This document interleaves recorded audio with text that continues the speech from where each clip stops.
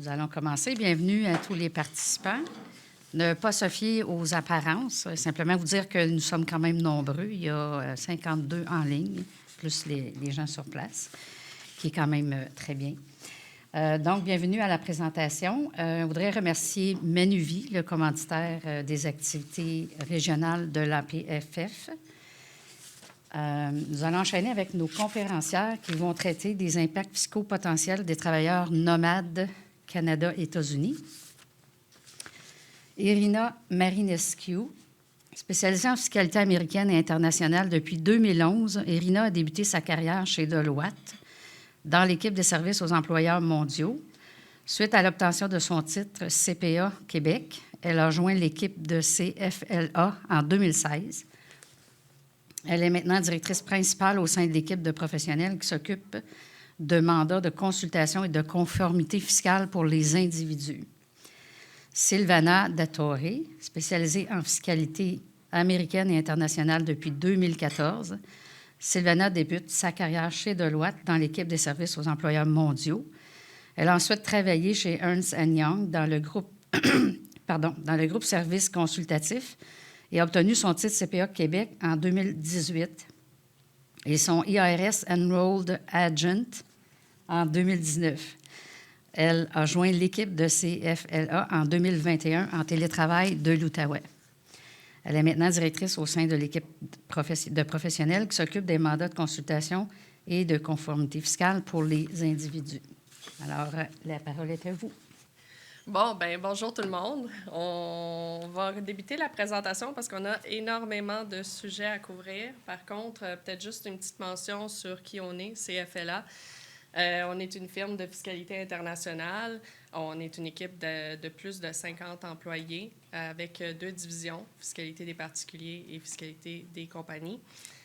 Nous, les deux, on est dans la division des particuliers, mais bien sûr, si vous avez des questions qui sont plus corporatives, on pourra vous diriger vers la bonne personne.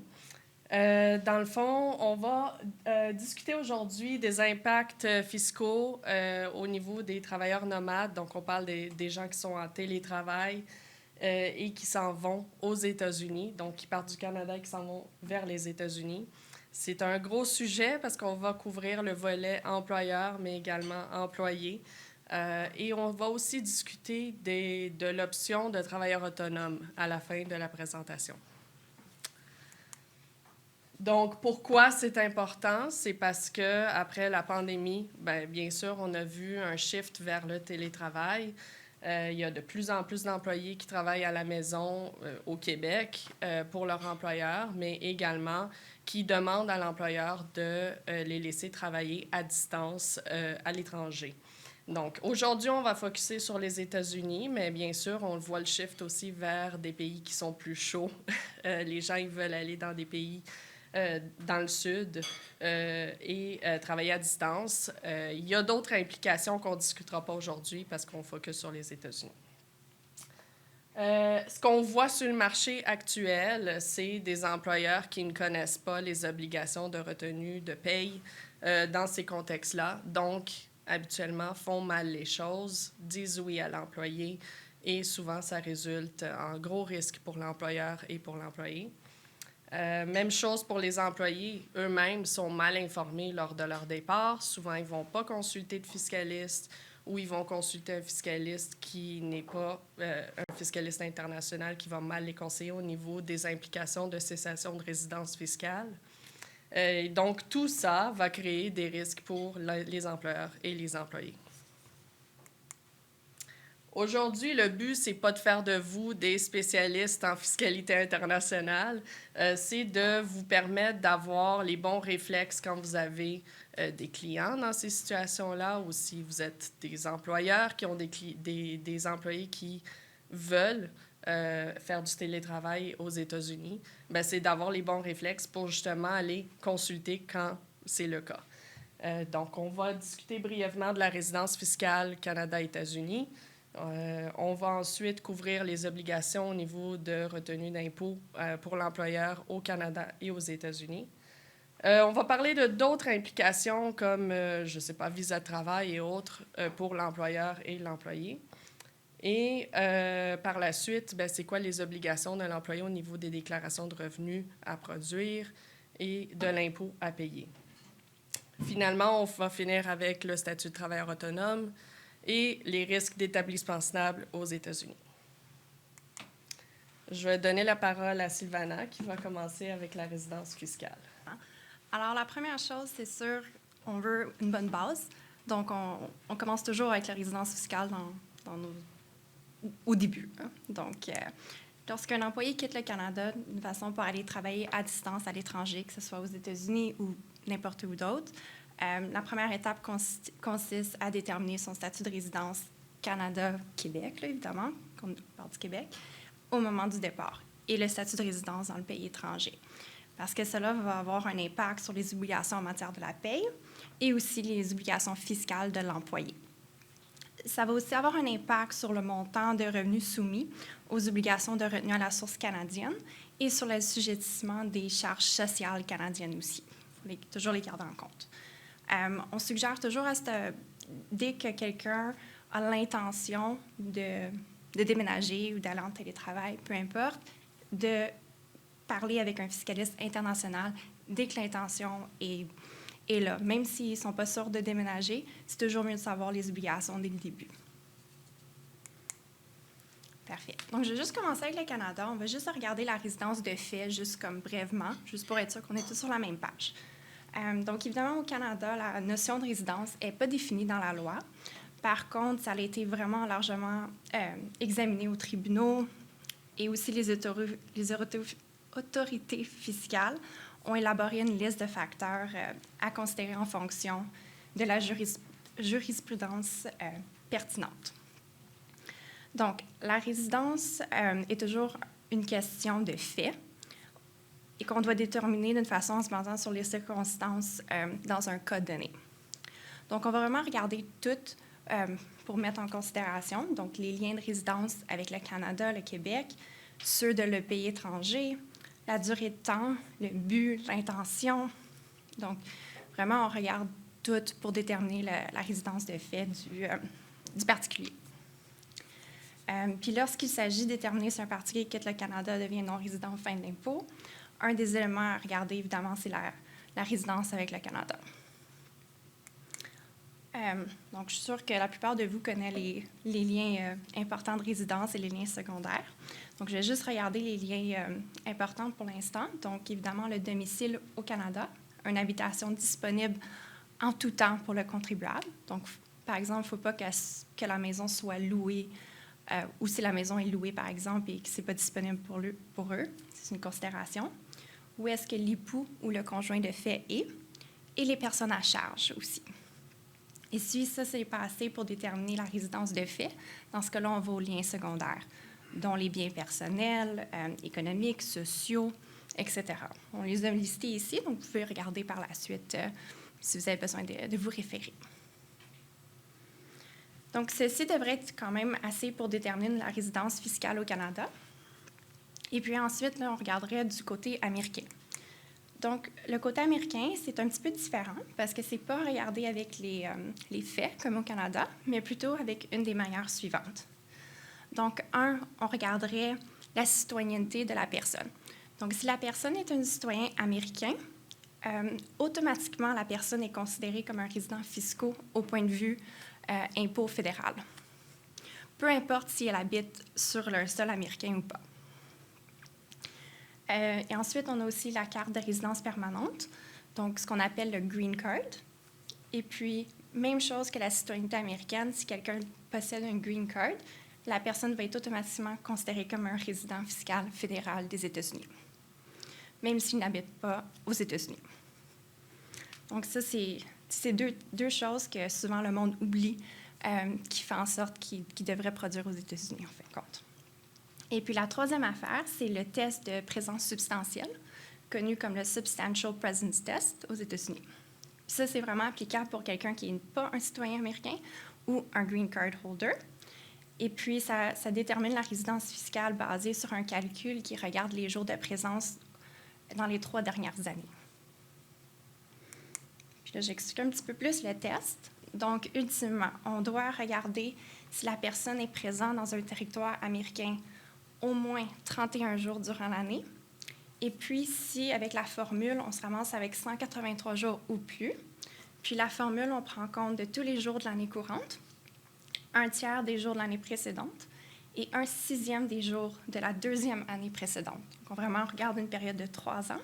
Et puis, si notre chiffre magique est plus que 183 jours, dans ce cas-là, la personne est considérée résident américain.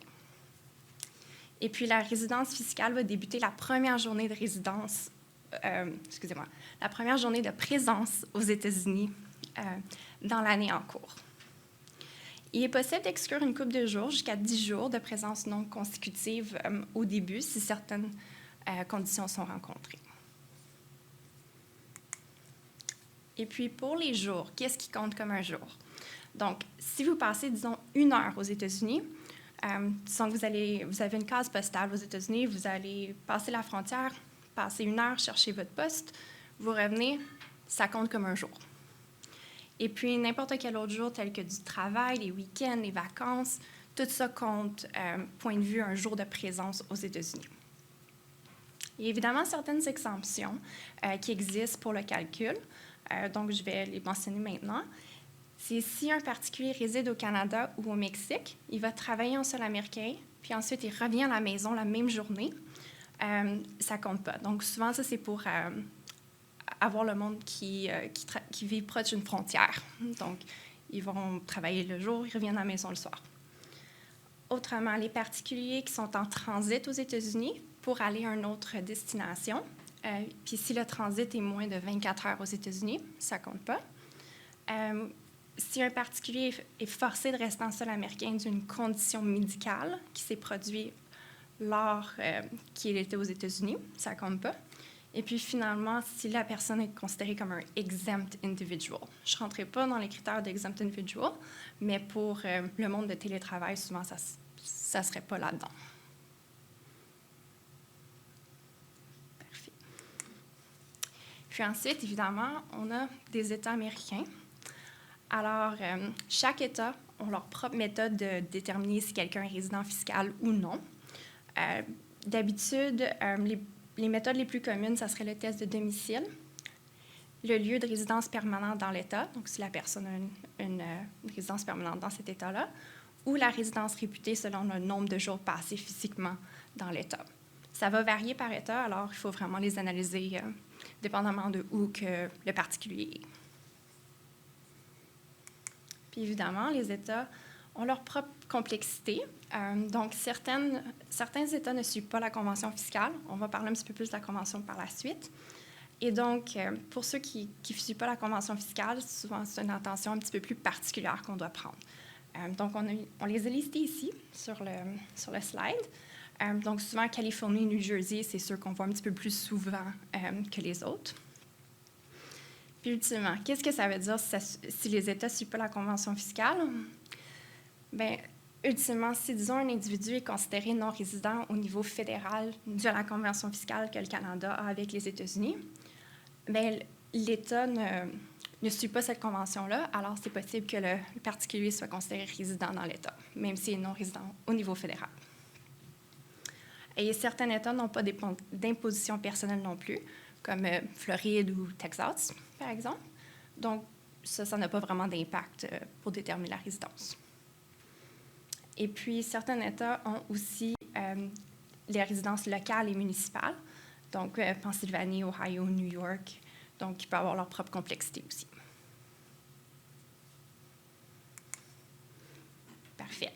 Puis, donc, d'une façon, les règles que je viens de mentionner, c'est les règles, évidemment, à haut niveau, pour déterminer la résidence domestique d'un point de vue du pays qu'on regarde, donc soit le Canada ou les États-Unis. Parfois, par exemple, chacun des pays, en regardant les règles domestiques, on se ramasse à être résident fiscal. Donc, qu'est-ce qu'on fait dans ce cas-là? C'est là où les conventions fiscales ou les traités fiscaux rentrent en compte. Donc, vraiment, le but des conventions fiscales, c'est de réduire les risques de double imposition, mais aussi de trancher lorsqu'un particulier est résident dans 2 pays la même année, selon les lois domestiques. Le Canada a signé avec une centaine de pays des ententes comme ça, puis elles contiennent toutes des provisions similaires, mais chacune a vraiment ses particularités. Puis celle entre le Canada et les États-Unis est quand même très détaillée. Pour moi, c'est une que j'ai vue qui est la plus grosse. Et puis, la résidence fiscale est toujours définie dans un des paragraphes de la Convention. Puis, vraiment, comme j'ai mentionné, le but, c'est de trancher lorsqu'il est nécessaire pour éviter la double résidence fiscale. Il faut faire attention, par exemple, certaines provinces, comme le Québec, ne suivent pas toujours ou ne respectent pas toujours la convention fiscale que le Canada avec les États-Unis. Et comme mentionné plus tôt, certains États non plus le suivent pas. Donc, il faut toujours prendre ça en considération. Je vais juste parler un petit peu plus en détail pour trancher. D'une façon, c'est les règles de départage qu'on regarderait dans la convention fiscale pour déterminer de quel pays la personne est résidente de. Donc, les règles sont ici en fin de compte. Puis, il y a une hiérarchie aux règles. Donc, c'est-à-dire, si le premier critère permet de trancher, dans ce cas-là, on n'a pas besoin de continuer plus loin. Mais c'est sûr qu'il faut être sûr qu'il n'y a pas de doute d'une façon que le particulier remplit le critère. Donc, par exemple, si je prends le premier, foyer d'habitation permanent, mais si la personne a juste une maison ici au Canada, rien aux États-Unis, ben, on pourrait probablement dire Canada qui tranche. Là. Évidemment, il faut plus de détails que ça, là, mais j'y vais très simple. Et puis, si on n'est pas capable de trancher avec la première règle, ben, on va passer au deuxième critère et ainsi de suite jusqu'à temps qu'on arrive à une conclusion. La dernière conclusion, évidemment, c'est les autorités fiscaux qui peuvent trancher avec un commun accord, mais ça peut être long si on demande une opinion des autorités fiscaux. Parfait. Donc là, d'une façon qu'on est un petit peu plus mieux pour la base, donc la résidence fiscale. Ensuite, c'est savoir c'est quoi les obligations de l'employeur. Donc, Irina va aller un petit peu plus en détail les obligations des revenus à la source au Canada. Donc, comme on a pu voir, c'est très important d'établir la résidence fiscale en premier temps. Tout commence par ça, tant au Canada qu'aux États-Unis, parce que ça va avoir un impact sur les obligations de retenue à la source de l'employeur, tant au Canada qu'aux États-Unis. On commence par le Canada et vous allez voir à travers cette section-là, on sépare souvent la section entre un employé qui demeure résident fiscal ou un employé qui devient non-résident parce qu'il y a des différences au niveau des retenues.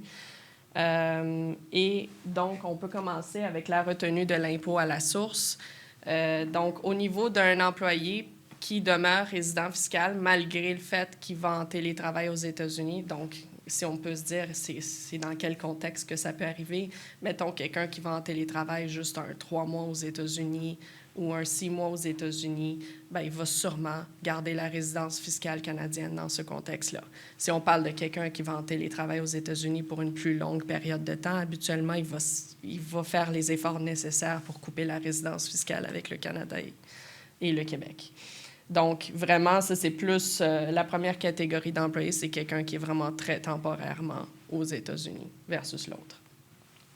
Donc, quelqu'un qui reste résident fiscal, bien, il n'y a rien qui change. On poursuit comme d'habitude, comme tous les autres employés au Québec. On continue de prélever l'impôt à la source Canada-Québec, quel que soit l'endroit où les services sont rendus, donc même s'il travaille aux États-Unis. Pour un employé qui devient non-résident, dans la mesure où ce même salaire-là est soumis à l'imposition américaine. Donc, ça, c'est un point qui est important. Je le soulève parce qu'avec les États-Unis, c'est simple, vu que habituellement, cette personne-là va être sujette à l'imposition américaine dans ce contexte. Mais si on parle de si on parle de quelqu'un qui déménage à Dubaï, où il n'y a pas d'imposition, bien, les règles sont différentes. Donc, il faut faire attention. Si la rémunération n'est pas sujette à l'imposition dans l'autre pays, ça ne s'applique pas. Donc, vraiment, aux États-Unis, vu que le salaire va être sujet à l'imposition là-bas, l'employeur canadien et québécois a le droit de cesser les retenues d'impôt à la source fédérale et Québec, tant et aussi longtemps que les services ne sont pas rendus en sol québécois-canadien. Si l'employé est non-résident, mais qui rend des services physiquement au Canada. Donc, par exemple, il vient à chaque mois, il vient 3 jours ici au bureau de l'employeur au Canada-Québec. Bien, pour ces 3 jours-là, il y a quand même obligation de retenue d'impôt à la source. Donc, c'est vraiment seulement dans le contexte d'un télétravail pur où est-ce qu'il n'y a pas de jours travaillés en sol canadien-québécois. Au niveau des charges de sécurité sociale, on va commencer par l'assurance-emploi. Donc, les règles de base dans un contexte de quelqu'un qui travaille à l'étranger, c'est que l'emploi est assurable seulement si toutes les conditions suivantes s'appliquent. Le premier critère, c'est le critère de résidence. Donc, vous pouvez voir que dans un contexte de quelqu'un qui devient non-résident, les conditions ne s'appliqueraient plus. Donc, l'employé réside habituellement au Canada-Québec. Ça implique la résidence fiscale. L'emploi est exercé à l'étranger pour le compte d'un employeur qui possède un établissement au Québec. Il serait assurable s'il se déroulait au Québec et il n'est pas assurable en vertu des lois du pays où il a lieu.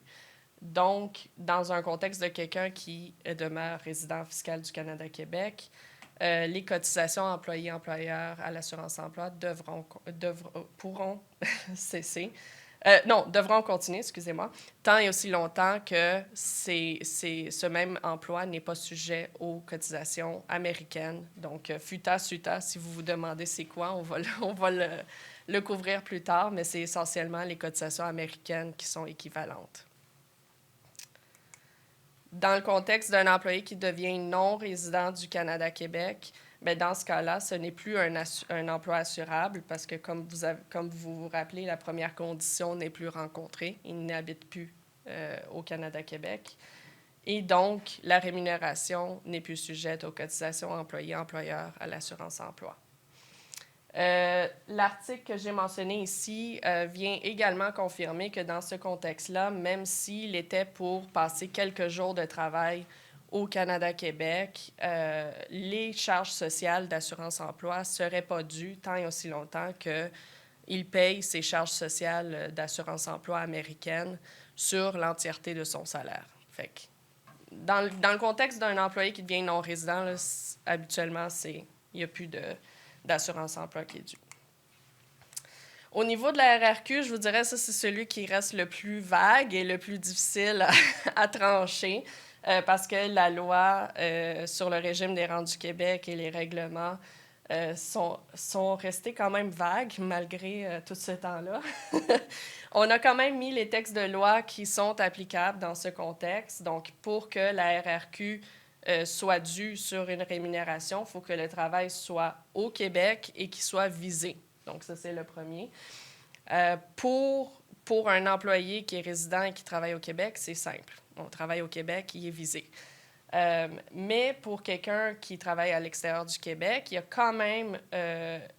peut quand même être réputé exécuté au Québec s'il est payé d'un établissement situé au Québec. Donc, dans le contexte d'un télétravail, la personne continue de recevoir son salaire du Québec. Donc, il va être réputé exécuté au Québec. Par contre, il faut quand même regarder la portion visée de la phrase. Et dans le contexte d'un travail exécuté hors du Canada et du Québec, il serait visé seulement s'il est exécuté pour le compte d'un employeur qui possède un établissement au Québec et si l'employeur conclut au moment de leur affectation un arrangement avec Retraite Québec. Donc, ça, c'est un point qui est important puis qui va faire la différence entre les deux scénarios. Un employé qui va demeurer résident fiscal du Canada-Québec, habituellement, va continuer à être sujet à la RRQ parce que dans ces contextes-là, ce qu'on voit en pratique, c'est que ils ne vont pas remettre les charges de sécurité sociale américaine sur ce même salaire. Donc, on parle de quelqu'un qui est non-résident américain, habituellement, soit qu'il va être exclu en vertu d'une position d'administration fiscale, soit que l'employeur ne va pas prendre la peine de mettre en place une paye et tout, comme on va discuter tantôt. Et donc, il faut absolument continuer les remises de cotisation au RRQ, employé-employeur, dans ce contexte-là. Dans le contexte de quelqu'un qui devient non-résident, étant donné que, bon, comme on peut voir ici, c'est réputé exécuté au Québec parce qu'il est payé du Québec. Par contre, ça ne sera plus un travail visé parce que l'employeur n'aura pas conclu un arrangement avec Retraite Québec. Donc, ce qu'on veut dire par ça, c'est un certificat d'assujettissement, par exemple, en vertu de l'entente de sécurité sociale. S'il y a un certificat qui est demandé pour continuer les remises à la RRQ, plutôt que de remettre aux charges sociales américaines, bien ça, c'est différent. Mais ça ne marchera pas dans le contexte d'un télétravail parce que on n'envoie pas l'employé en affectation aux États-Unis. Il va de son propre gré chez lui aux États-Unis travailler. Donc, c'est différent. Donc, on ne peut pas demander de certificat d'assujettissement et donc ce n'est plus un travail visé. Donc, dans ce contexte-là, l'employeur peut cesser les cotisations employés-employeurs au RRQ, mais bien sûr, il faut qu'il s'assure, à l'opposé, de faire les remises à la Sécurité sociale américaine. Donc, on ne peut pas cesser dans les deux pays. Il faut cotiser dans un pays ou dans l'autre. Et donc, dans ce contexte-là, ça serait aux charges sociales américaines qu'il faut cotiser. Les jours de travail en sol canadien pour un non-résident pourraient être assujettis aux cotisations employés-employeurs à RRQ, mais honnêtement, ça va dépendre de la fréquence à laquelle ils viennent travailler physiquement au Québec. La RQAP, c'est très simple. Peu importe le statut de résidence fiscale de l'employé, l'employeur a l'obligation de continuer les cotisations à la RQAP. Et donc, dans ce contexte-là, il n'y a pas de changement à faire au niveau de la paye. Par contre, un employé qui est non résident pourrait aller récupérer la cotisation employée RQAP en faisant une déclaration de revenus du Québec de non-résident parce qu'il n'a pas l'obligation d'avoir cotisé. Donc, c'est un peu contradictoire. L'employeur est obligé de prélever à la source, mais l'employé, en fait, n'a pas vraiment besoin de la payer, donc peut aller la chercher en produisant une déclaration de revenus du Québec. En pratique, je vais être bien franche, ça marche rarement. Revenu Québec ne semble pas comprendre sa propre règle. Et donc, en pratique, je vous dirais, ça ne vaut pas vraiment la peine, à moins que l'employé ait déjà l'obligation de produire une déclaration du Québec. Fait que le temps qu'à y être, on va s'essayer. Mais juste produire une déclaration du Québec pour ça, ça ne vaut pas la peine. Au niveau des autres charges sociales, et on les a listées ici, FSS, CLS, etc., dans la majorité des cas, peu importe le contexte de l'employé, donc résident ou non résident, ils vont continuer d'être applicables. La rémunération. Ça, c'est un point qui est quand même important parce qu'on part de là pour pouvoir appliquer toutes les charges qu'on a discutées. Ça va être important de la déterminer de la bonne manière. Donc, on a un employeur au Québec qui a un employé aux États-Unis. Comment ils vont calculer sa rémunération?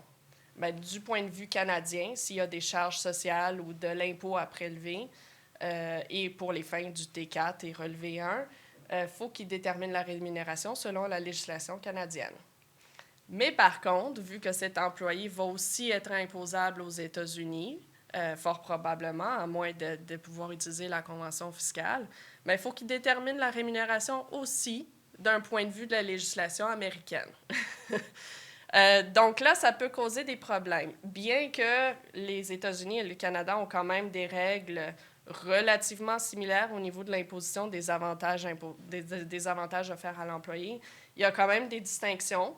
Ce qui peut causer une grosse différence au niveau de la rémunération de l'employé entre le Canada et les États-Unis. Donc, ça va être important, dans un contexte comme ça, que l'employeur s'assoie avec l'employé et qu'il regarde tous les avantages et l'impact de déménager aux États-Unis sur ces avantages. C'est important aussi de regarder des types de rémunération spécifiques comme les options d'achat d'actions et les rémunérations différées, parce qu'un employé qui exerce des options d'achat d'actions, même s'il est non résident au moment de les exercer, étant donné que on regarde la période source de jours de travail entre l'attribution et l'acquisition des options d'achat d'actions, qui est habituellement sur une période de 3 ans passés, bien, il y a quand même une portion de l'avantage imposable qui va rester de source canadienne et donc sujette aux obligations de retenue d'impôt à la source par l'employeur au Canada et Québec et imposable au Canada-Québec. Donc, même si quelqu'un a quitté, s'il y a ce type de rémunération, bien, ça peut quand même vouloir dire assujettissement à l'impôt canadien sur une partie. Même chose pour la prime. Une prime, habituellement, on la reçoit pour le travail qu'on a fait l'année précédente. Donc, dans un contexte de quelqu'un qui a quitté le Canada-Québec, qui va recevoir un boni l'année suivante, bien, s'il a entièrement trait au travail effectué alors qu'il était résident canadien et au Canada-Québec, l'entièreté de la prime va être sujette aux obligations de retenue et à l'imposition canadienne. Le lieu où les services sont fournis. C'est simple quand on a un contexte de télétravail parfait où est-ce qu'il ne se déplace pas. Mais en réalité, ça risque d'être une situation plus hybride, télétravail. Pour un employé qui demeure résident fiscal, les jours de travail, ça n'a pas d'impact sur les obligations de retenue comme on a discuté. Par contre, ça va avoir un impact sur la détermination du revenu de source étrangère. Parce que cet employé-là va devoir s'imposer sur ses revenus toutes sources mondiales au Canada-Québec, mais si une portion est de source étrangère, donc le salaire attribuable au temps travaillé aux États-Unis, il va pouvoir demander un crédit d'impôt étranger dans ses déclarations de revenus pour ce montant-là. Donc, il est important de suivre où les jours de travail sont effectués au courant de l'année, puis combien de jours de travail qu'on a dans l'année, pour être capable de faire cette détermination-là. L'employeur, dans ce contexte, pourrait avoir à rédiger une lettre, ou bien son fiscaliste le fait, puis l'employeur a juste à le signer, pour indiquer le montant de revenus de source étrangère dans le T4 et le relevé 1, si l'employé se fait vérifier par les autorités fiscales.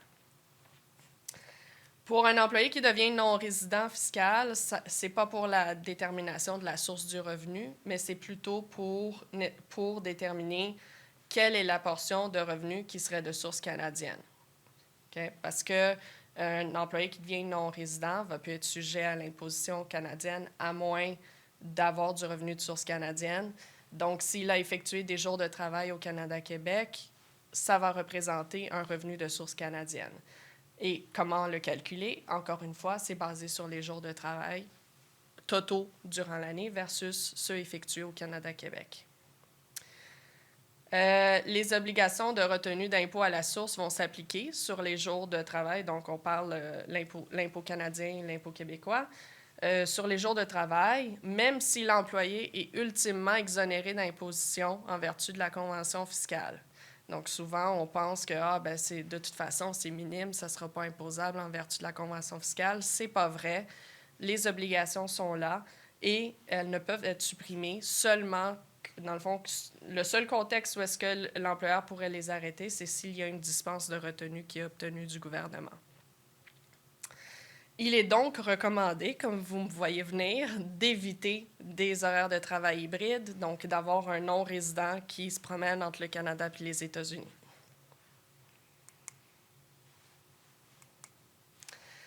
La demande de réduction de retenue d'impôt à la source, c'est important pour quelqu'un qui reste résident fiscal du Canada-Québec.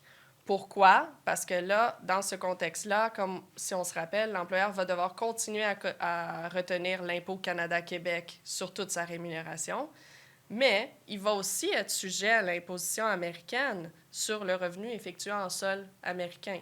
Donc, qu'est-ce qui arrive? C'est qu'il y a une double retenue d'impôt à la source, si l'employeur fait ça correctement, bien sûr. Ça peut avoir un impact important sur la situation financière, surtout avec les taux canadiens et québécois, en plus de ceux américains et étatiques. Et donc, c'est important que l'employeur adresse la situation avec l'employé. Il y a une solution très simple. Il faut faire simple. Il y a une solution, une demande de réduction de retenue d'impôt à la source au fédéral et au Québec avec les formulaires qu'on a marqués ici, qui doit être rempli à l'avance sur une base annuelle pour indiquer le montant de crédit d'impôt étranger que l'employé va avoir le droit de réclamer dans ses déclarations de revenus et donc va permettre à l'employeur de réduire les impôts Canada-Québec qui vont être retenus à la source en prenant en considération l'impact, le résultat final estimé sur les déclarations de revenus Canada-Québec. Important, l'employeur n'a pas le droit de réduire les retenues à la source tant et aussi longtemps que les formulaires n'ont pas été approuvés. Donc ça peut prendre plusieurs semaines d'approbation. Donc, comme j'ai dit, ça doit être rempli à l'avance. Donc, il faut s'y prendre en fin d'année pour l'année suivante.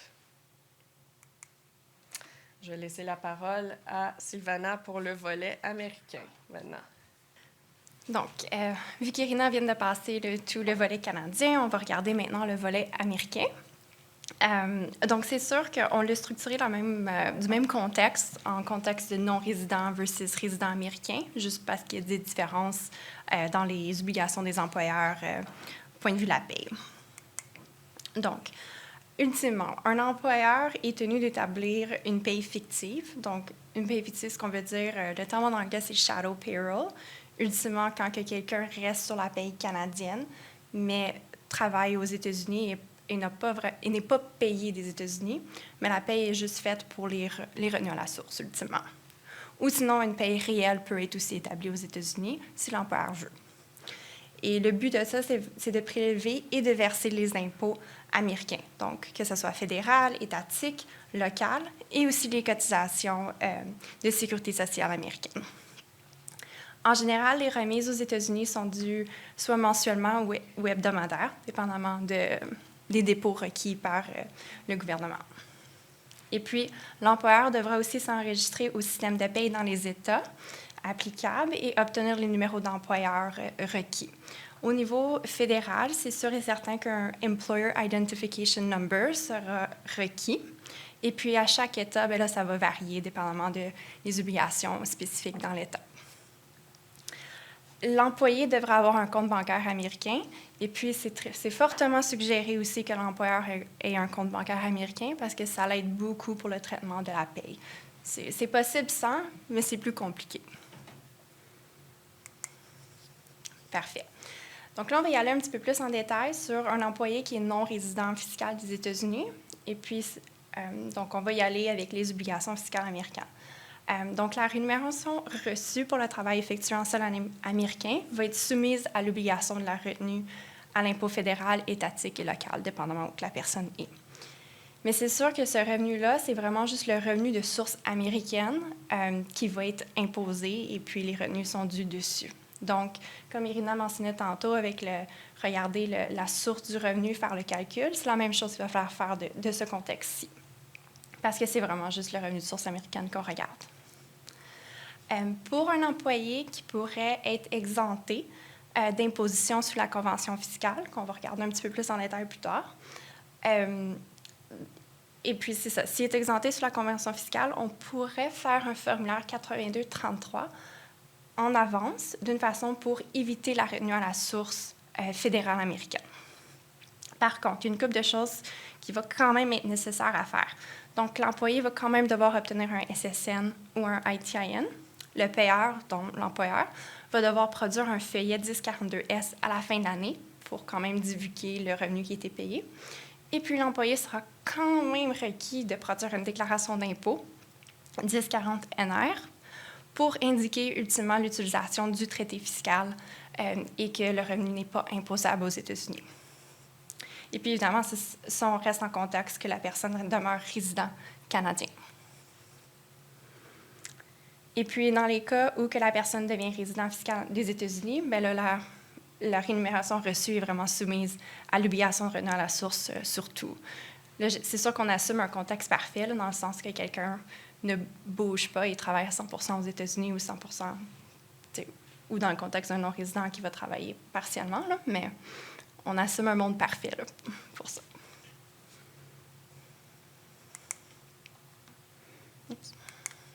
Okay. Puis ensuite, la sécurité sociale.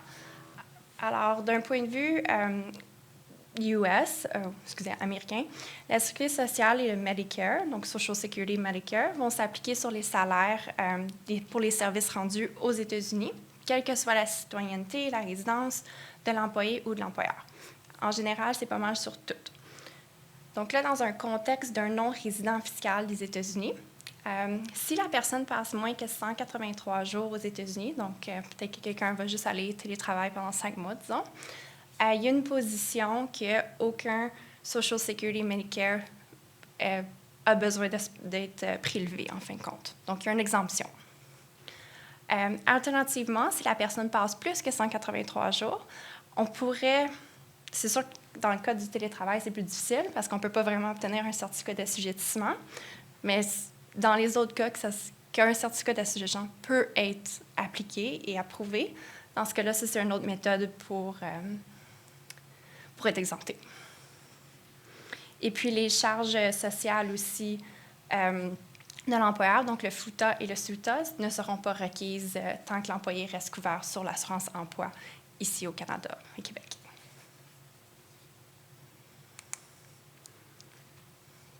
J'ai de la misère avec mon clicker. Voilà.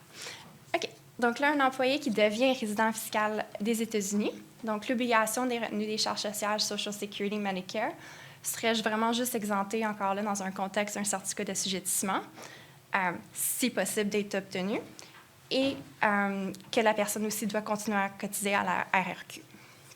Sinon, dans tous les autres cas, l'employé et l'employeur seront les deux requis de payer les charges de sécurité sociale, Social Security et Medicare. Donc, juste pour votre information, les cotisations sont le même pourcentage aux États-Unis, soit 6,2 % de Social Security jusqu'à un montant maximal et 1,45 % de Medicare pour l'employé et l'employeur. Et en plus de ça, il y a un Additional Medicare Tax si le seuil de revenu, si le revenu de l'employé dépasse un seuil, donc 200 000 US si la personne est célibataire ou 250 000 US si la personne est mariée et produit conjointement aux États-Unis. Donc, différents seuils dépendamment du ce qu'on appelle le filing status aux États-Unis. Et puis là, c'est un pourcentage additionnel de 0,9 % qui est ajouté. Donc, ça fait 2,35 % de Medicare tax. Et puis, ensuite, l'employeur a quand même d'autres considérations à prendre en compte. Donc, le Federal Unemployment Tax, qu'on appelait le FUTA plus tôt, qui est l'équivalent de l'assurance emploi. Le montant va varier entre 0,6 % et 6 % dépendamment s'il y a aussi du State Unemployment Tax qui est payé ou pas. Et puis là, les niveaux étatiques, on a du State Unemployment Tax, Disability Tax ou Workers' Compensation. Workers' Compensation, ce n'est pas nécessairement une taxe, mais ça fait partie des obligations de l'employeur s'il y a un employé qui travaille dans un État spécifique. Et puis, les montants de dollars vont vraiment varier par État.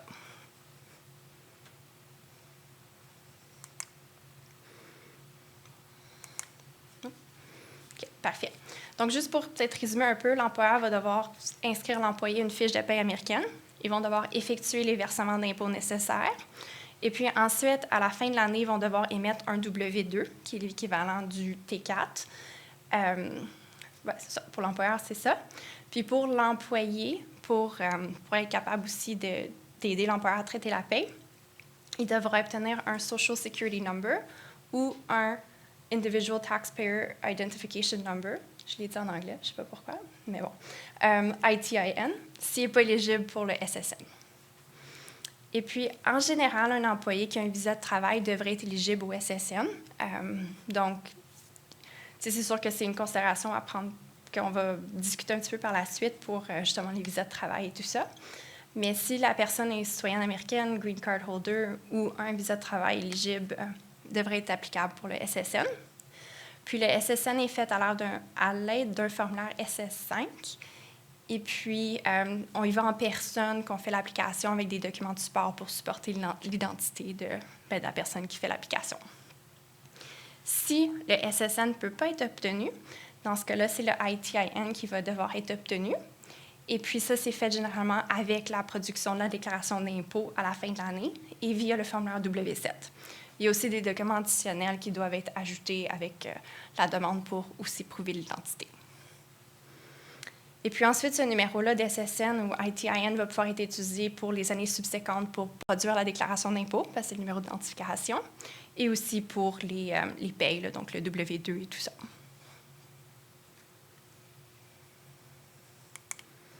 Excellent.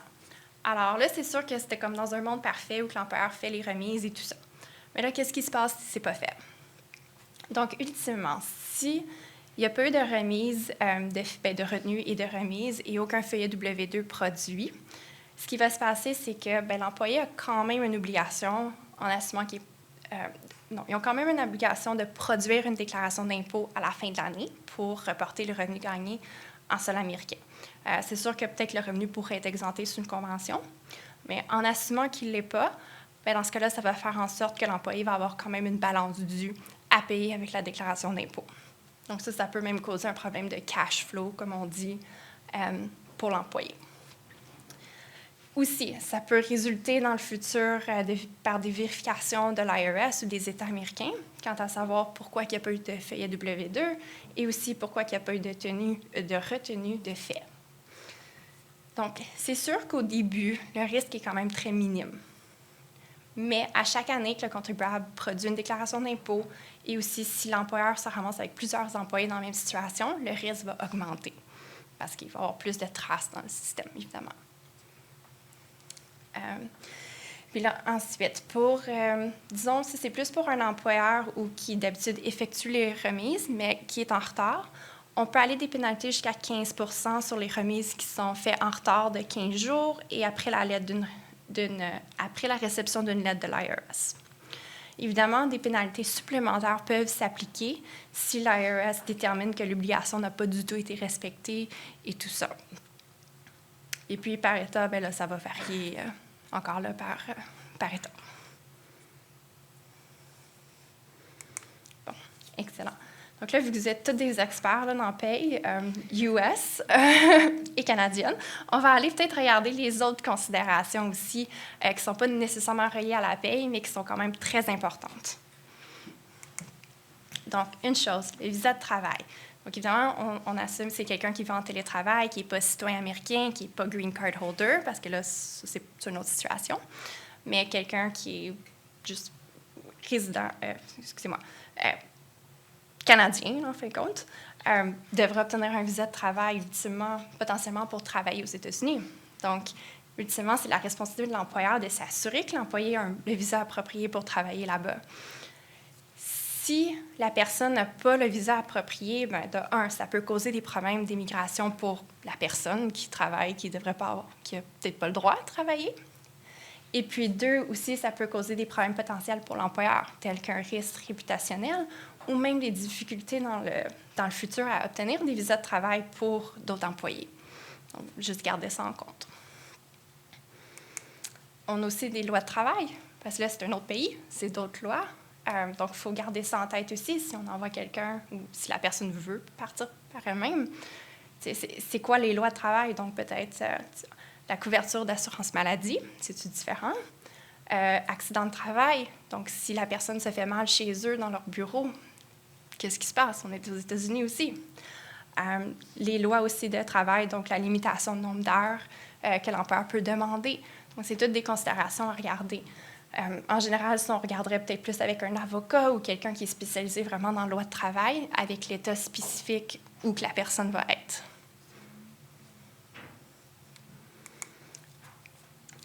D'autres choses à considérer aussi. Un employé qui quitte le Canada pour travailler à distance devrait définitivement organiser un entretien de départ avec un fiscaliste international du Canada pour encore là, c'est un petit peu un résumé d'une façon, confirmer la résidence fiscale, discuter des conséquences des cessations aussi de la résidence fiscale au Canada. C'est pas nécessairement si simple de juste dire « OK, je prends mon laptop puis je traverse la frontière ». Il y a peut-être d'autres conséquences. Et aussi déterminer les obligations fiscales canadiennes et américaines de l'employeur l'année de départ, mais aussi dans les années futures, parce qu'on s'entend que la paye, ça va continuer tant que l'employé travaille pour l'employeur. Aussi, d'un point de vue employeur, c'est à savoir c'est quoi les politiques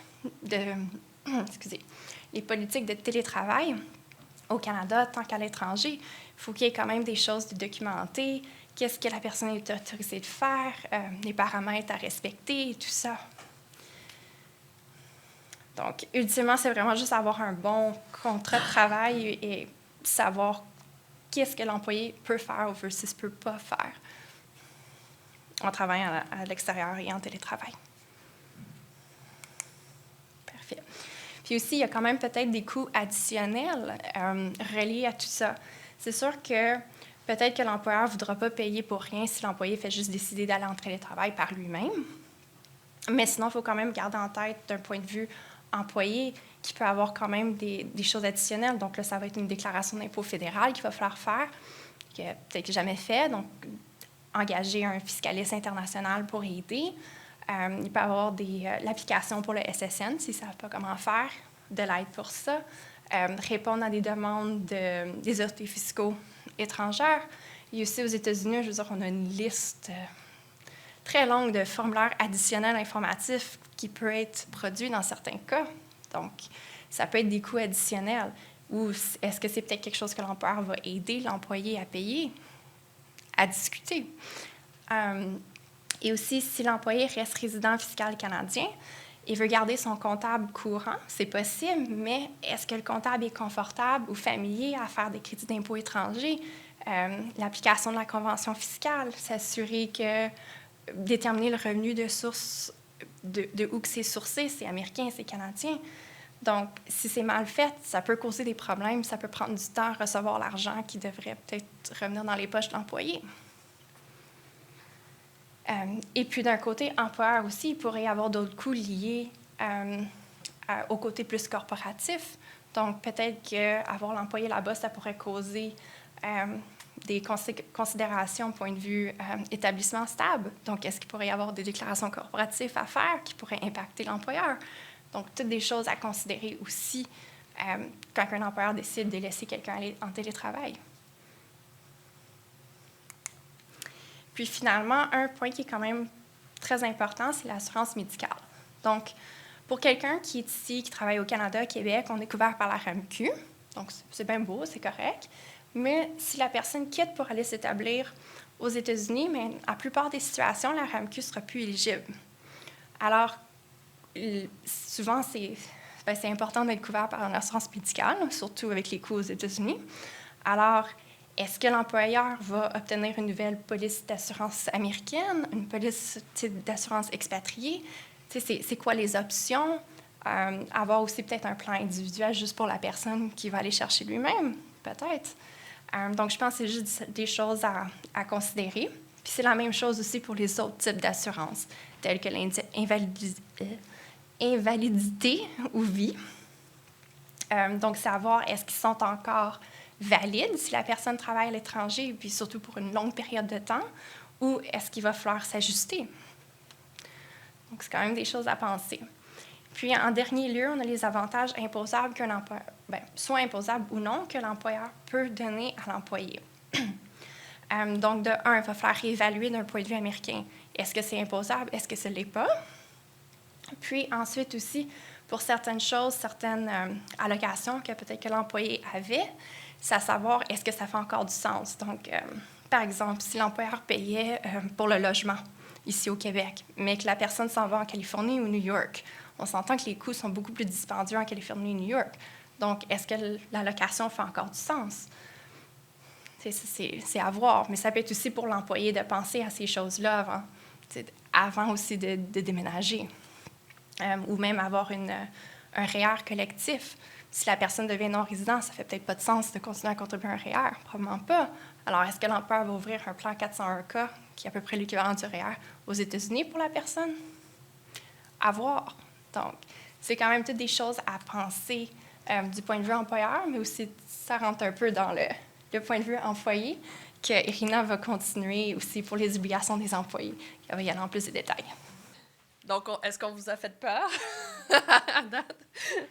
Essentiellement, tout ce que Sylvana a décrit, ça, c'est si l'employeur décide de faire les choses comme il faut. On s'entend que si l'employeur a un employé qui décide d'aller en télétravail aux États-Unis, ça ne tente peut-être pas de mettre en place une paye américaine, de changer toute la rémunération et tout faire ça. Mais, en théorie, c'est ce qui est tenu de faire.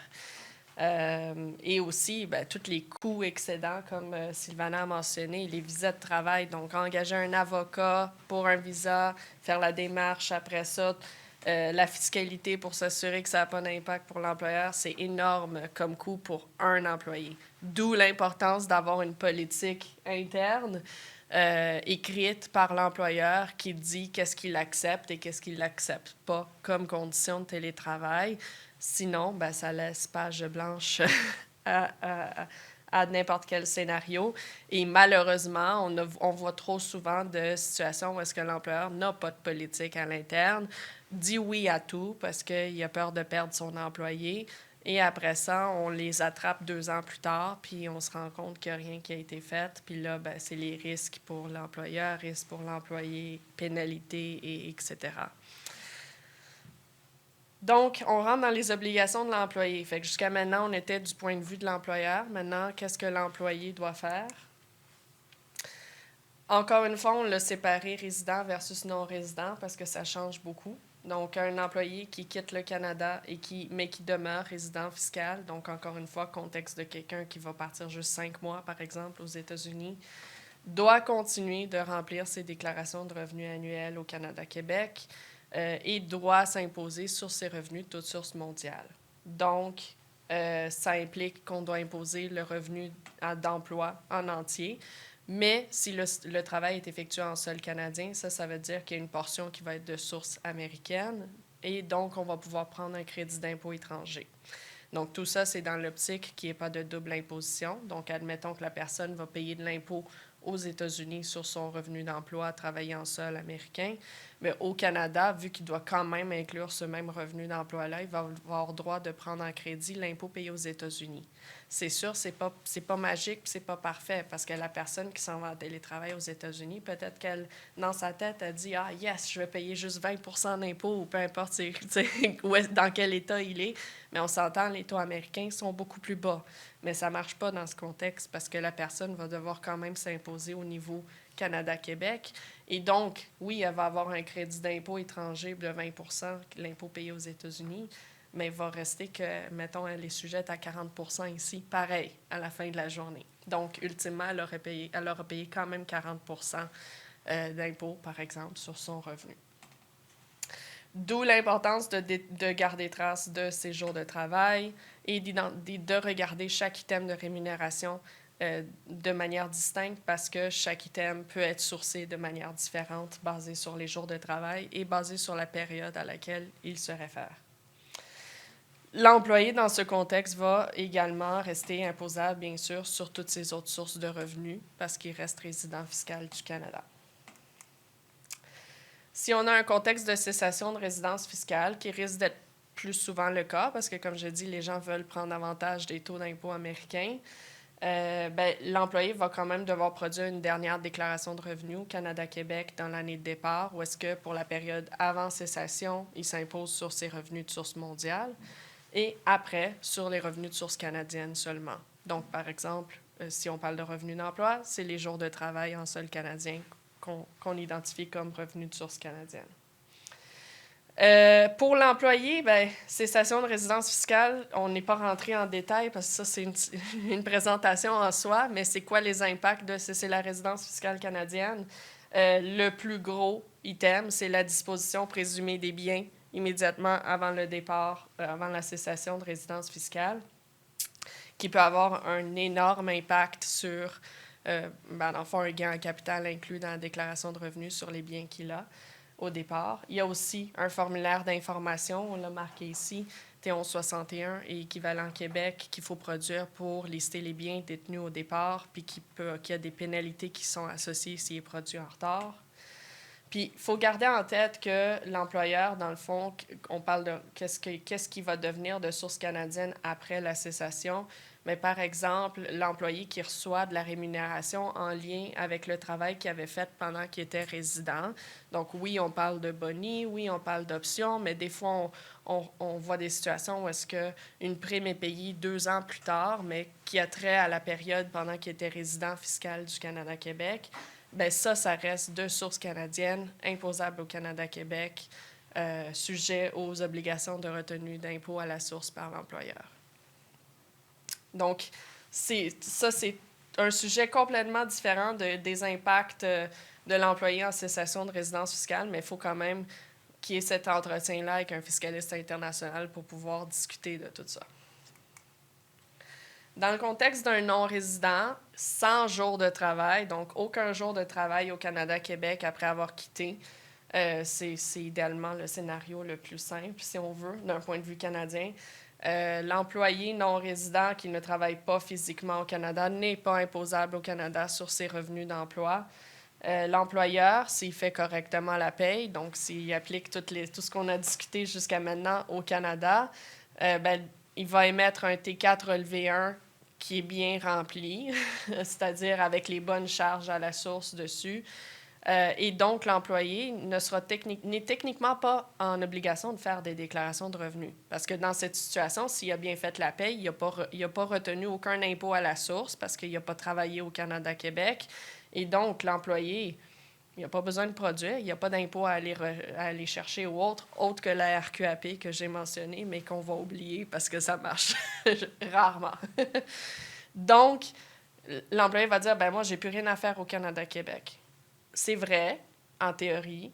Malheureusement, en pratique, on voit souvent l'ARC et Revenu Québec revenir à la charge avec des lettres qui disent, ben là, tu reçois un T4 et un relevé 1 à chaque année, pourquoi tu ne produis pas?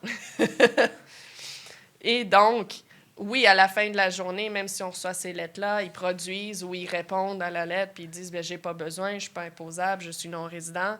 Mais on a beaucoup de clients qui préfèrent juste d'aller vers l'approche la plus simple et la plus... celle qui va soulever le moins de questions. Il va produire une déclaration de non-résident annuel, va montrer que son T4 n'est pas imposable ou son relevé 1 pas imposable. Et puis, ça soulève pas de questions habituellement. Donc, ça, c'est cette situation-là. Dans le contexte d'un non-résident avec des jours de travail, bien là, c'est sûr que oui, il a l'obligation de produire des déclarations de non-résident Canada-Québec pour s'imposer sur les revenus de source canadienne, c'est-à-dire le revenu associé aux jours de travail. Donc, il est important de déterminer le revenu de source canadienne avec les jours de travail et d'aller récupérer les impôts retenus si on est capable de s'exonérer en vertu de la convention fiscale. Puis là, je vais rentrer dans la convention fiscale, mais honnêtement, dans un contexte où on a un employeur qui est au Québec qui va payer cet employé-là, ça va arriver très rarement qu'on puisse l'exempter en vertu de la convention fiscale parce qu'il faut être en dessous de 10 000. Donc, vraiment, on parle de quelqu'un qui va passer 2 jours de travail au Canada-Québec, qui a un salaire pas dans les 500 000, là, qui va réussir à être en dessous de 10 000 parce qu'autrement, on ne pourra pas l'utiliser. Donc, si on n'est pas capable de l'exclure d'imposition en vertu de la convention fiscale, bien, il faut qu'il paye ses impôts au Canada-Québec sur ces jours-là de travail. Et par la suite, il pourra prendre aux États-Unis un crédit sur l'impôt payé au Canada-Québec. Même si l'employé obtient une dispense de retenue en vertu de la convention fiscale, il faut quand même qu'il produise des déclarations de revenus pour réitérer le point. Donc, la convention fiscale, là, je rentre spécifiquement dans l'article 15 de la convention fiscale Canada-États-Unis, puis c'est dans le contexte d'un employé non résident qui va effectuer des jours de travail au Canada, donc quelqu'un en télétravail aux États-Unis, mais qui va venir pour des meetings au Canada ou etc. Donc, comme on a dit, il va avoir une portion qui est de source canadienne, selon la législation domestique. Ce revenu-là va aussi être imposable aux États-Unis parce qu'on présume qu'il va être résident fiscal des États-Unis, donc imposable sur ses revenus de toute source mondiale. Puisqu'on est dans une situation de double imposition, bien là, on peut se référer à la Convention fiscale. L'article 15, paragraphe 2 de la Convention fiscale, on l'a listé ici. Par contre, puis là, je vais rentrer dans le détail, il y a juste... Dans le fond, l'alinéa 2B de l'article, on ne pourra pas l'utiliser parce que ça mentionne que, oui, il y a un critère de jour, que c'est sûr, dès qu'il est dépassé, ça ne marche plus. Mais il y a aussi que la charge de rémunération n'est pas supportée par un employeur qui est résident du Canada. Donc, si on se fait payer par un employeur canadien, on peut déjà plus l'utiliser. Donc, la seule qui peut être utilisée, c'est celle-là, qui est faut être en dessous de 10 000 par année pour pouvoir s'exempter. Donc, si l'employé vient juste quelques jours et puis qu'on calcule que le revenu de source canadienne est à 6 000 $ par exemple, bien, dans ce cas-là, il pourrait utiliser la convention fiscale pour ne pas s'imposer au Canada-Québec sur ce 6 000 $-là, mais doit produire une déclaration de revenus pour dire qu'il ne s'impose pas en vertu de la convention fiscale et récupérer les retenues à la source s'ils ont bien été faites sur ce 6 000 $-là parce qu'il n'était pas en droit, il n'a pas besoin de les payer. Il va, par contre, devoir s'imposer aux États-Unis sur ce 6 000. Si on dépasse le 10 000, ben là, on n'a plus de choix. Dans un contexte de télétravail, on n'a plus le choix parce que l'employeur, la personne qui paye son revenu, son revenu d'emploi est au Canada. Donc, si on dépasse le 10 000, il paye son impôt au Canada-Québec sur le montant qui est de source canadienne, mais il prend un crédit aux États-Unis pour l'impôt payé au Canada. Il faut faire attention parce qu'il y a certains États américains qui n'acceptent pas l'application de crédit d'impôt étranger. Fait que, mettons, quelqu'un qui va passer plus de temps, qui va dépasser le 10 000, qui va s'imposer au Canada là-dessus, ben oui, il va devoir payer aussi aux États-Unis, mais prendre un crédit d'impôt étranger. Mais le problème, c'est que s'il est dans un État qui n'accepte pas l'application de crédit d'impôt étranger, bien, on va se retrouver quand même dans une situation de double imposition parce qu'il va avoir payé de l'impôt au Canada. Au fédéral, il n'en aura pas payé, mais il va devoir en payer dans l'État aussi. Et au Québec. Donc, ça fait plusieurs États en même temps. Là où il peut avoir un problème du point de vue de l'employé, c'est quand il fait face à un employeur ou un fournisseur de paie qui refuse de faire mettre fin aux retenues d'impôt à la source. Donc, quelqu'un qui quitte le Canada devient non-résident. Bien, son employeur dit « Moi, j'ai trop peur des risques et je refuse d'arrêter les retenues d'impôt à la source. » Même s'il est en droit de le faire, parce que comme j'avais dit, s'il ne travaille pas en sol canadien puis qu'il est non-résident, il pourrait arrêter les retenues d'impôt à la source. Mais il y en a beaucoup qui ne prennent pas ce risque. Et donc, il continue les retenues d'impôt Canada-Québec à la source. Ça peut causer des gros problèmes. Ultimement, à la fin de la journée, avec les déclarations de revenus, on est capable de faire des mécanismes puis aller chercher l'impôt où est-ce qu'il a été remis puis qui ne devait pas l'être. Mais on s'entend, il peut avoir 1 an de délai pour ça. Pendant ce temps-là, l'employé doit aussi payer ses impôts aux États-Unis. Bien, si les choses sont faites correctement, l'employeur prélève aussi l'impôt des États-Unis et les remet. Et donc, si on prend en compte le taux canadien plus américain ensemble, la personne se retrouve avec 70 % d'impôt de retenue à la source. Ça n'a pas d'allure. Donc, malheureusement, il y a des situations comme ça où est-ce qu'on est forcé de faire les choses incorrectement, de dealer avec ses employeurs ou fournisseurs de paie qui ne veulent pas arrêter les retenues d'impôt à la source. Donc, ça, c'est le scénario où est-ce que, à éviter si possible.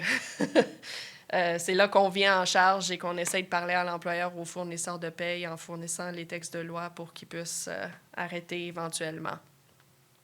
Le non-résident, par contre, si ça arrive, bien, il peut récupérer tout l'impôt retenu à la source au Canada en produisant une déclaration de revenus, mais c'est juste des délais énormes pour le faire.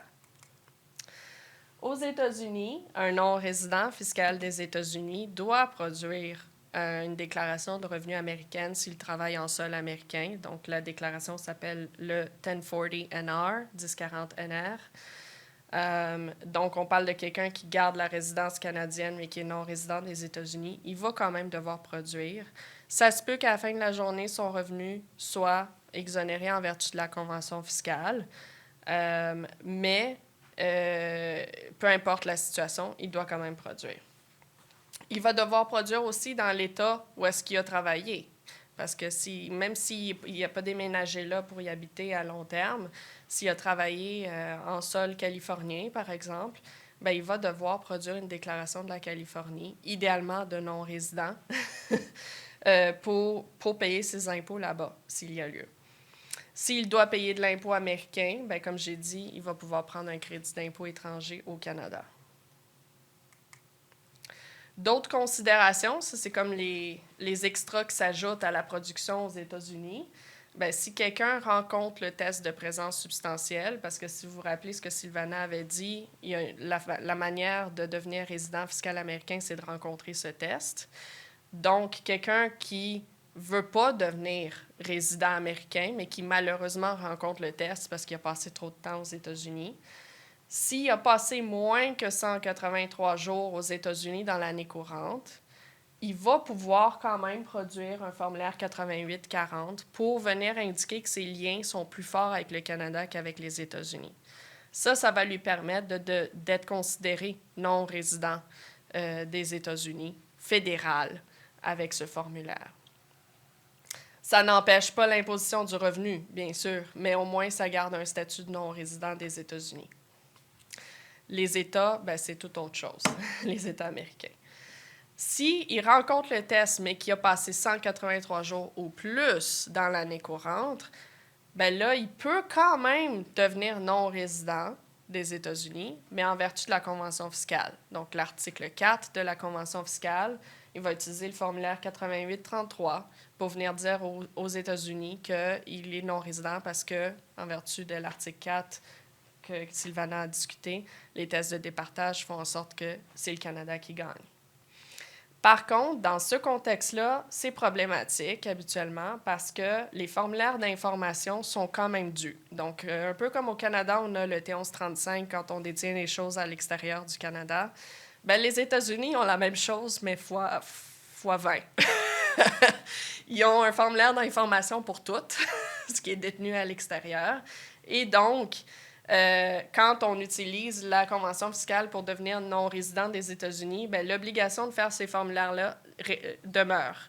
Et donc, il faut qu'ils fassent le FinCEN, le 3520, 3520A, 5471, qu'on les a listés là, selon qu'est-ce qu'ils détient au Canada. Fait que quelqu'un qui, malheureusement, passe 183 jours ou plus dans l'année courante aux États-Unis, mais qui a une compagnie canadienne, une fiducie, il y a des comptes REER bancaires, etc. au Canada, ce qui risque d'être le cas parce qu'il reste résident canadien. Donc, son intention, c'est tout garder ici. Ben, il va avoir une multitude de formulaires d'information à faire. Puis quand on parle de pénalité pour ne pas l'avoir fait aux États-Unis, c'est 10 000 par formulaire par année. Okay? Ce n'est pas les petites pénalités de 2 500 qu'on connaît ici. C'est beaucoup plus élevé. Donc, le fait d'avoir manqué ces obligations-là, ben, c'est substantiel. Pour un résident fiscal des États-Unis, ben, c'est la même chose qu'au Canada. Un résident est tenu de s'imposer sur ses revenus toutes sources mondiales. Là, il fait une déclaration annuelle. C'est un formulaire différent, le 1040. Il va devoir aussi produire une déclaration de revenus dans l'État où est-ce qu'il s'est établi. Il va avoir tous les formulaires d'information que je viens de mentionner à l'autre slide à produire aussi s'il continue de détenir des actifs à l'extérieur des États-Unis. Sur une base annuelle. Puis, ben, avec ça, ça peut apporter toutes sortes d'autres problèmes au niveau de l'imposition et de la fiscalité de ces actifs-là. Par exemple, compagnie canadienne, intérêt dans une fiducie et autres. Ça peut amener toutes sortes d'autres problèmes parce que la fiscalité américaine, des fois, ne suit pas les mêmes traitements qu'on a ici au Canada. Et donc, des fois, il y a de la double imposition. Mais ça, c'est un autre sujet aussi. Il va devoir s'imposer sur ses revenus de toutes sources mondiales, incluant sur le revenu de placement et tout autre revenu qu'il a, mais il peut prendre un crédit d'impôt étranger s'il s'impose au Canada sur une partie. Autre considération, on est à la fin, je vous rassure. Donc, on rentre dans le travailleur autonome, parce que là, je vous vois, vous êtes toutes comme, OK, c'est trop compliqué, tout ça. Tout ça, on peut-tu switcher vers travailleur autonome? C'est possible. Donc, dans le fond, c'est sûr, compte tenu de la charge administrative que l'employé va créer à l'employeur, bien, s'il y a des employeurs qui vont dire on change de statut, tu vas être considéré travailleur autonome à partir de maintenant. Ça marche. Dans ce cas, c'est le règlement 105 qui vient s'appliquer. Puis, dans le fond, si le payeur vient verser de la rémunération, des honoraires à un travailleur autonome qui rend des services au Canada, là, il doit retenir 15 % au fédéral puis 9 % au Québec. Donc, l'importance sur le rang des services au Canada. Fait que c'est sûr que dans ce contexte-là, je conseillerais qu'ils ne viennent pas du tout au Canada. Comme ça, il n'y a pas d'obligation de retenue 15 % puis 9 % au Québec. Les formulaires T4ANR et relevé 1 devront être produits dans ce contexte-là. Mais bien sûr, s'il n'y a aucun service rendu en sol canadien et québécois, bien, il n'y a pas d'obligation de retenue ou de charge sociale. Ça semble intéressant. Par contre, il y a un gros problème, c'est que la relation peut être qualifiée à titre d'employé-employeur. Parce que c'est sûr que si c'était votre employé jusqu'à temps qu'il décide de décamper vers les États-Unis, ben là, si les autorités tombent là-dedans, ils peuvent requalifier ça d'employé, puis là, ben, tout ce qu'on vient de discuter revient à la charge. Donc, on a listé ici les critères qui ont été développés en jurisprudence qui viennent regarder si c'est employé-employeur ou travailleur autonome. On ne rentrera pas là-dedans, mais essentiellement, sachez que c'est quand même un gros risque de changer d'employé vers travailleur autonome, à moins d'avoir les faits qui soutiennent comme il faut cette avenue-là. L'autre petite patte, c'est aux États-Unis. Donc là, ça, c'était au Canada. Parfait, il ne vient pas travailler au Canada, il n'y a pas d'obligation de retenue. Par contre, si c'est un non-résident des États-Unis et qui va travailler aux États-Unis, bien là, il y a une obligation de retenue aux États-Unis. Donc, on ne se sauve pas entièrement. Le seul contexte où est-ce qu'il se sauverait entièrement de retenue dans un contexte de travail autonome, c'est quelqu'un qui devient non-résident du Canada, résident des États-Unis, puis qui travaille uniquement aux États-Unis. Là, il n'y a pas de retenue à faire parce qu'il n'a pas travaillé au Canada, puis il n'est pas non-résident des États-Unis.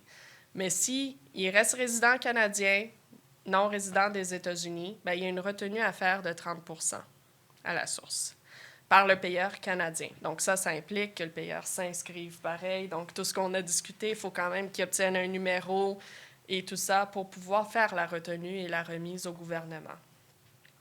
Il y a une façon d'éviter cette retenue à la source, c'est de compléter le formulaire 8233 pour indiquer qu'on va venir s'exonérer en vertu de la convention fiscale. Donc, si c'est possible de s'exonérer en vertu de la convention fiscale pour le travailleur autonome, c'est des articles différents, l'article 5 et l'article 7 de la convention fiscale, bien là, on va être capable de faire ce formulaire-là pour éviter la retenue de 30 % américaine. Si, par contre, une retenue d'impôt est effectuée et que le non-résident peut s'exonérer en vertu de la convention fiscale, bien, il va falloir qu'il produise une déclaration de non-résident pour venir dire qu'il utilise la convention fiscale pour s'exonérer et récupérer toute la charge qui a été remise au gouvernement américain. Et puis au Canada, bien là, il peut prendre un crédit d'impôt étranger si finalement il n'est pas capable de s'exonérer en vertu de la convention fiscale aux États-Unis. Si on ne peut pas être exonéré aux États-Unis, parce que la convention fiscale, puis là, je fais référence à l'article d'établissement stable et de travailler à partir d'un établissement stable aux États-Unis, là, donc c'est à ça qu'on fait référence.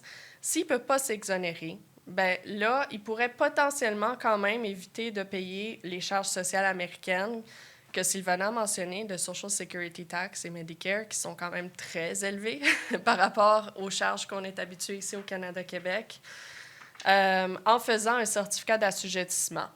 Mais dans ce contexte-là, il continue de cotiser aux charges sociales canadiennes. Un travailleur autonome résident fiscal des États-Unis n'est pas sujet à la retenue, comme j'ai dit, donc pas de 30 %. Va devoir s'imposer aux États-Unis sur ce revenu. C'est comme au Canada, donc on s'impose sur le revenu net de travailleur autonome. Et va devoir payer ses charges sociales américaines en plus de l'impôt, donc le Self-Employment Tax. Et ça donne un total de 15,3 % de 92,35 % du revenu net. Donc, c'est quand même une charge qui est importante. Dans les autres considérations financières, c'est sûr que c'est une charge à considérer parce que oui, l'employeur se sauve de plusieurs obligations, mais l'employé, ça va lui coûter cher parce qu'il paye la portion employeur aussi. Puis 15 % de ton salaire, ben, c'est en dollars américains, c'est beaucoup. Il va aussi falloir considérer la couverture d'assurance médicale aux États-Unis qui est obligatoire dans certains États. Et on finit avec l'établissement stable. Je ne rentrerai pas en détail parce que ça, c'est vraiment un gros sujet, puis c'est pour l'employeur à considérer. Mais essentiellement, dans tout ça, il faut que l'employeur s'assure qu'il ne se crée pas d'établissement stable aux États-Unis avec la présence d'un employé. Ça peut avoir des énormes conséquences sur l'employeur si c'est le cas. Donc, dans le fond, c'est l'article 5 de la Convention fiscale Canada-États-Unis qu'on va venir regarder. Il y a 3 façons de créer un établissement stable. Bien sûr, si on a une installation fixe d'affaires, ça, c'est la première façon. Si on a un employé qui est en autorité de signer des contrats pour la société aux États-Unis puis qui le fait régulièrement dans le cadre de son travail.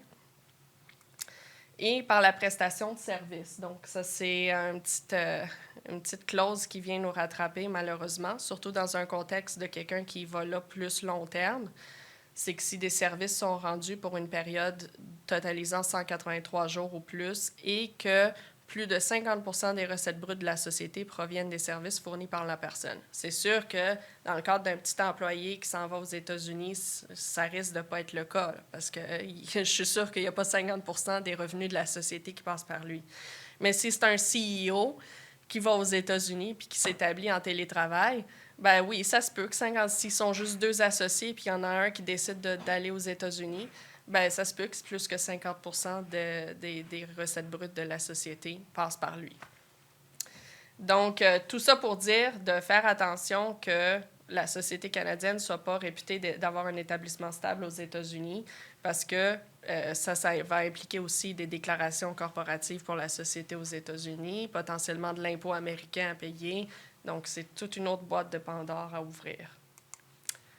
Vous avez nos coordonnées à la fin de la présentation. Si jamais vous êtes dans une situation, comme on a dit, le but, c'est pas que vous soyez des experts en fiscalité internationale, mais si vous avez des situations, c'est important d'avoir le réflexe d'identifier « Ah, quoi? T'as dit que tu as un employé aux États-Unis? » Quand vous parlez à vos clients, là, souvent, ils parlent, puis là, tu ouvres, puis là, tu découvres ça. Fait que c'est ça qui est important, c'est de voir, OK, ben est-ce que tu as dit que tu as un employé aux États-Unis, fais-tu quelque chose? Tu as un citoyen dans ta gang d'employés, un citoyen américain, il produit-tu aux États-Unis? Toutes des questions comme ça que vous devez avoir le réflexe de les identifier. Puis après ça, ben, si vous avez besoin de notre assistance, on est là. Questions? On est rendu à la période des questions. Bonjour, j'ai une question en fait. Est-ce que j'ai bien compris si je dis que n'importe qui travaille aux États-Unis en télétravail est assujetti aux retenues à la source là-bas? Oui, aux retenues d'impôt. Fait que si je vais une semaine en Floride, puis j'ouvre mon laptop 2 jours pour travailler, puis je suis en vacances, en théorie, là... En théorie, mais tu sais, on s'entend à la fin de la journée, tu vas être sûrement exempté en vertu de la convention fiscale parce que tu n'es pas payé par un payeur aux États-Unis, puis que ce soit le 10 000 ou l'autre critère. À la fin de la journée, tu risques de ne pas payer de l'impôt aux États-Unis, mais en théorie, oui, le payeur a l'obligation de faire ses retenues. OK. Et puis, vous parliez de politique interne là, qui avertirait les employés, j'imagine, pour ce genre de choses-là. Puis qu'est-ce que vous voyez en pratique comme genre de politique? Non, mais OK, ben, qu'est-ce que vous recommanderiez comme politique pour éviter ce genre de situation-là? Puis est-ce que vous évalueriez que quelqu'un qui va passer une semaine aux États-Unis, ça crée un gros risque pour l'employeur? Ou c'est... Une semaine, je vous dirais que non. Ça dépend de la fréquence, puis ça dépend des activités qu'ils vont faire là. Parce qu'éventuellement, il faut obtenir des visas de travail et tout ça pour le travail qu'on fait aux États-Unis. Mais si ça devient fréquent, donc souvent, on a le contexte d'employeurs qui nous contactent parce que là, ils ont ce qu'on appelle des frequent business travelers, donc des gens qui envoient aux États-Unis pour travailler sur des usines ou des contrats ou peu importe. Bien, c'est sûr que s'il est exonéré puis il est en dessous de 10 000, là, la plupart des employeurs vont dire « laisse faire, là, on ne fait rien » parce que ça serait beaucoup trop d'administration pour ça. Mais souvent, quand ils vont dépasser le 10 000, bien là, ils vont soit vouloir faire les choses correctement s'ils ont un gros volume d'employés qui font ça, soit qu'ils ne vont pas faire les choses correctement, c'est-à-dire pas de retenue, mais qu'on va au moins faire la patte de déclaration de revenus pour dire qu'ils sont exonérés en vertu de la Convention, par exemple. Fait qu'on voit de tout, mais c'est sûr qu'une politique de télétravail est nécessaire parce qu'il faut que tu empêches n'importe qui de tes employés de se déplacer où est-ce qu'il veut dans le monde. On a parlé des États-Unis, mais c'est le même concept dans tous les pays. Puis là, il faut que tu impliques un fiscaliste de ce pays-là en plus. Nous, on a l'expertise pour vous conseiller aux États-Unis, mais s'ils déménagent en Turquie ou je ne sais pas, c'est quoi les obligations pour l'employeur en Turquie? Puis là, l'autre déménage en Barbade, puis l'autre... Ça devient chaotique puis très difficile à contenir. Fait qu'il faut qu'il y ait une politique où c'est du cas par cas. Dans le fond, c'est examiné cas par cas pour le télétravail, puis c'est autorisé seulement si ça fait du sens. Là, si l'employeur a, par exemple, peur de perdre son employé s'il ne l'autorise pas.